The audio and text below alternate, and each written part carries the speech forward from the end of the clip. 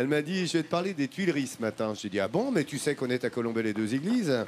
Nous ne sommes pas du côté de Paris ou de Versailles. Eh bien non, une tuilerie particulière, c'est là où on fabrique les tuiles. La tuile 100% Champagne-Ardenne, Laurent. Mais oui, regardez ces toitures autour de nous. On la voit, cette tuile en terre de Soulaine. Un savoir-faire bien gardé depuis 5 générations au sein de la famille Royer. Et certains moules utilisés pour fabriquer leurs tuiles datent du 19e siècle. Ils sont tellement rares qu'ils sont inscrits à l'inventaire des monuments historiques. Donc moi, je vous propose de partir pour Soulaine à la rencontre de la 5e génération. Broyer et laminer l'argile. Presser pour en faire des carreaux. Ces bruits et ces gestes semblent avoir voyagé dans le temps, traversé les époques. Et pourtant, l'atelier n'a rien d'amusé. Nous sommes bien dans une petite entreprise en cours de production. Et à sa tête, voici Jean-Louis, la 5e génération de tuiliers qui travaille dans ces murs depuis 1850. Et l'artisan n'a jamais imaginé moderniser sa production. Cela a toujours marché ainsi, alors pourquoi ne pas continuer? Résultat, même la préparation de l'enfournement reste une technique ancestrale héritée de ses aïeux. L'enfournement, c'est ce qu'il y a de plus délicat dans la partie du travail, parce qu'il faut que ça soit bien empilé et surtout que ça ne tombe pas. Dans ces 100 mètres cubes de galerie, 80 tonnes de tuiles, de carreaux et de briques sont enfournées, toujours à la verticale, pour que la chaleur s'infiltre dans chaque recoin.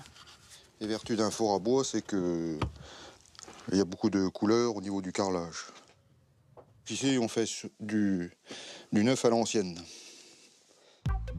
Et pour donner du cachet à ces briques, Jean-Louis doit patienter pendant 9 jours de cuisson à une température de 1000 degrés.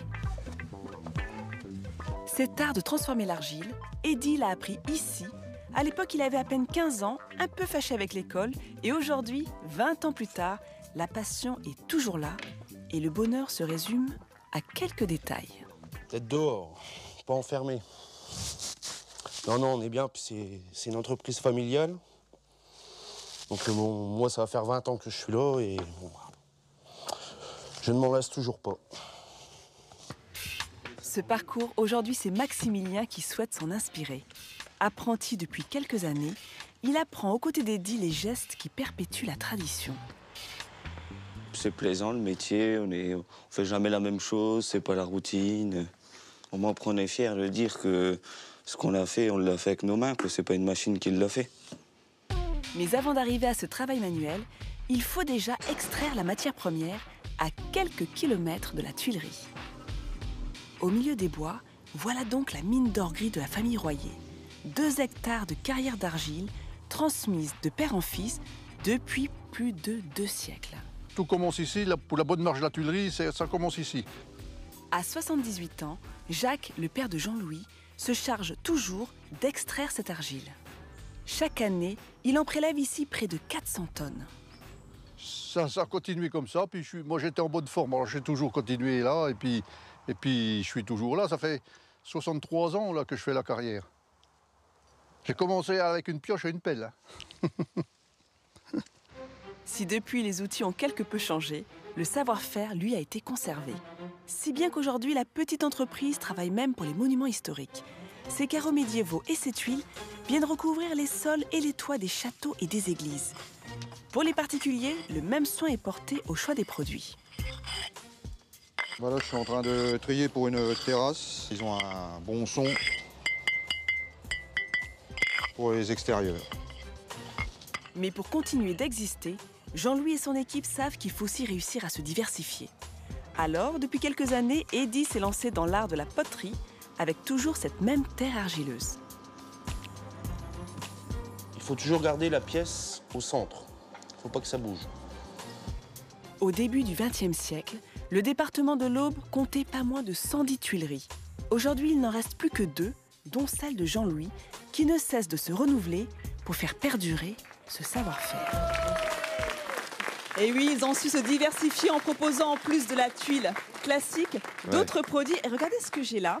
Là, c'est un carreau médiéval qui date du XIIIe siècle et qui était sur l'abbaye de Fontenay à Montbard. Et donc, il a été demandé à l'entreprise Royer de le reproduire. Et regardez, la réplique est juste à côté. Donc, pour ça, il a fallu d'abord constituer un moule en plâtre ou en bois. avec en relief le dessin souhaité. Là, il s'agissait des armoiries de l'abbaye. On marque une empreinte dans l'argile et ensuite dans la terre de Sienne et ensuite dans le creux, on y met de la terre blanche car dans la famille Royer, on a de la terre de Soulaine mais également de la terre blanche. Et à la cuisson, eh bien, on obtient cette teinte blanche et rouge. Et juste à côté, vous avez un épi de fêtage d'1,10 m qui a été réalisé pour l'église de Mussy-sur-Seine, dans l'Aube. Alors ça c'est une réplique, parce que vous savez, en poterie, on a souvent des mauvaises surprises à la cuisson, donc il faut toujours prévoir plusieurs exemplaires. Et donc le même épi de fêtage a été installé à 30 mètres de hauteur.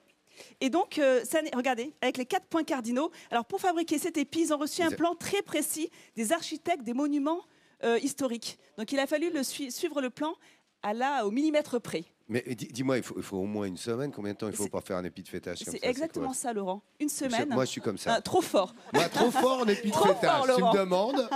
Non, il faut une semaine en comptant les temps de séchage. Sinon, ça serait 2 jours. Donc voilà. Et pour finir, je voulais vous montrer un autre travail qui est également fait par notre entreprise Royer. Qu'est-ce que c'est que ça, à votre avis? Une jarre. Une jarre, oui. Presque. Un nichoir.